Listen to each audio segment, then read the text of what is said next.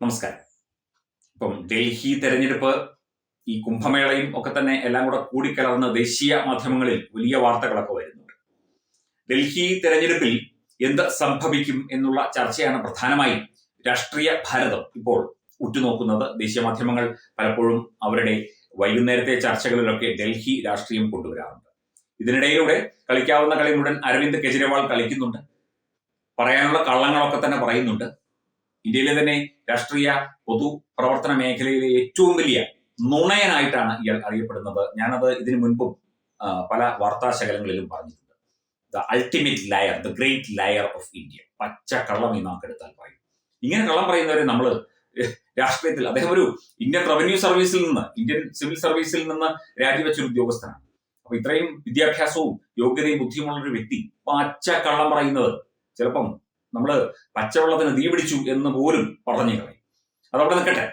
ഡൽഹിയിലെ തെരഞ്ഞെടുപ്പാണ് വിഷയം.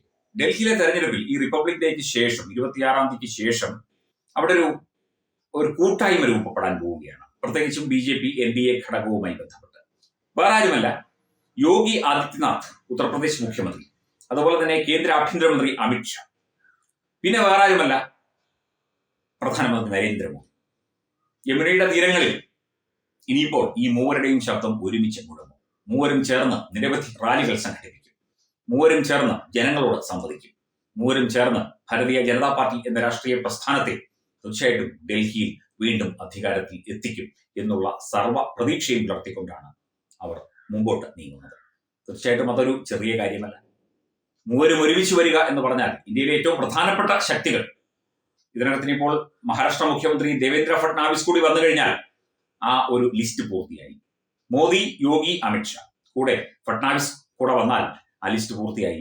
അത് ജനങ്ങളിലേക്ക്, ഇപ്പോൾ കേന്ദ്ര ഭരണത്തിന്റെ കാര്യമായാലും അതുപോലെ തന്നെ എല്ലാ പ്രധാനമന്ത്രിയുടെ വിവിധ പദ്ധതികളായാലും ഡൽഹിയിലെ ജനങ്ങൾക്കുള്ള, പിന്നെ BJPക്ക് പിന്നെ വാഗ്ദാനങ്ങളില്ല. കാരണം വാഗ്ദാനം നൽകി വെറുതെ പോകുന്നൊരു സംവിധാനമല്ല. എല്ലാം നടപ്പിലാക്കി കാണിക്കുകയുള്ളൂ. എല്ലാം നടപ്പിലാക്കും. ഇതിനു മുൻപ് പറഞ്ഞ കാര്യങ്ങളൊക്കെ തന്നെ അതത് സംസ്ഥാനങ്ങളിലും കേന്ദ്രത്തിലും ഒക്കെ തന്നെ പറഞ്ഞ കാര്യങ്ങളൊക്കെ എണ്ണമിട്ട് നടത്തി കാണിച്ച പ്രസ്ഥാനമാണ് ഭാരതീയ ജനതാ പാർട്ടി, അല്ലെങ്കിൽ NDA, നാഷണൽ ഡെമോക്രാറ്റിക് അലയൻസ്. ഇവർ മൂന്നുപേരും കൂടി, യോഗിയും അതുപോലെ അമിത്ഷായും മോദിയും കൂടി ഒരുമിച്ച് ഇറങ്ങിയാൽ തലസ്ഥാനത്ത് ഇന്ദ്രപ്രസ്ഥത്തിൽ എന്ത് സംഭവിക്കും എന്ന് നമുക്ക് നോക്കാം. അരവിന്ദ് കെജ്രിവാൾ കള്ളം പറഞ്ഞൊരു മൂലയ്ക്ക് ഇരുന്നുണ്ട്. കോൺഗ്രസിന് പിന്നെ വേറൊന്നും പറയാനില്ല എന്നുള്ളതാണ്. ഈ ഷീലാ ദീക്ഷിതിന് ശേഷം ഒരു കോൺഗ്രസ് മുഖ്യമന്ത്രി അവർ ഡൽഹിയിൽ കണ്ടിട്ടുമില്ല. കോൺഗ്രസിന്റെ പ്രവർത്തകരെയും കണ്ടിട്ടില്ല. ഒറ്റ സീറ്റും കിട്ടിയിട്ടുമില്ല. അപ്പൊ പിന്നെ അവരെ കുറ്റം പറഞ്ഞിട്ട് കാര്യമില്ല. അവർക്ക് ഡൽഹി വലിയ പ്രതീക്ഷയൊന്നുമില്ല. ആലോചിച്ച് നോക്കൂ, ഇന്ത്യ ഭരിച്ച പ്രസ്ഥാനമാണ്. അവർക്ക് തലസ്ഥാനത്ത് പോലും ഒന്നും ചെയ്യാൻ പറ്റുന്നില്ല. ഈ അരവിന്ദ് കെജ്രിവാൾ കൂടെയുണ്ട്. ഇന്ത്യ മുന്നണി ഉണ്ടെന്ന് പറയുന്നു. പക്ഷേ ഇന്ത്യ മുന്നണി തകർന്ന് തരിപ്പണമായി എന്നുള്ള ചില വാർത്തകളും കേൾക്കുന്നുണ്ട് കേട്ടോ. അതിനെക്കുറിച്ച് നമുക്ക് പിന്നീട് വിശദമായി ചർച്ച ചെയ്യാം. അപ്പോൾ മൂവർ ചേരുകയാണ്, മൂവർ സംഘം ഒത്തുചേരുകയാണ് യമുനയുടെ തീരങ്ങളിലേക്ക്. മോദിയും യോഗിയും ഒപ്പം അമിത്ഷായും. അപ്പം അവിടെ ഒരു വെടിക്കെട്ടായിരിക്കും നടക്കുന്നത്.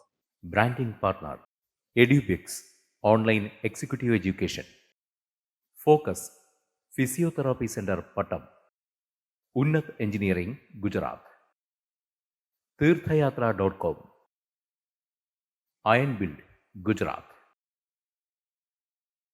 Powered by Jyothis, realising your dream home. Our ongoing luxury apartments projects are Crown near Karivattam, The Square near UST Global, White Manor near Aattugal Ambalathara, and Evergreens Luxury Villas near Tirumala. Call 90482 55599. Jyothis Building Promoters Private Limited, Thiruvananthapuram.